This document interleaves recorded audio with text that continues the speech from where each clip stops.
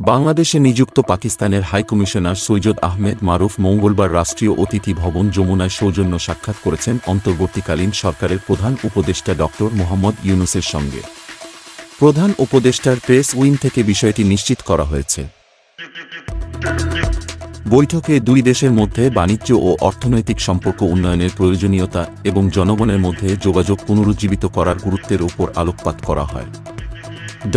ইউনূস বলেন, দক্ষিণ এশিয়ার দেশগুলোর মধ্যে সম্পর্ক উন্নয়নের জন্য সার্ক ইউরোপীয় ইউনিয়নের মতো একটি মডেল হতে পারে। তিনি বলেন, পারস্পরিক স্বার্থে আমাদের একসঙ্গে কাজ করতে হবে। পাকিস্তানের হাইকমিশনার সৈয়দ আহমেদ মারুফ বৈঠকে বাংলাদেশে চলমান বন্যার কারণে পাকিস্তানের প্রধানমন্ত্রী শেহবাজ শরীফ ও দেশের জনগণের উদ্বেগ প্রকাশ করেন।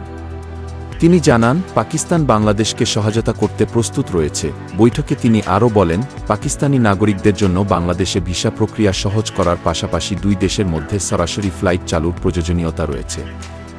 তিনি দুই দেশের মধ্যে বিদ্যমান দ্বিপক্ষীয় সম্পর্ক জোরদারের উপর গুরুত্বারোপ করেন।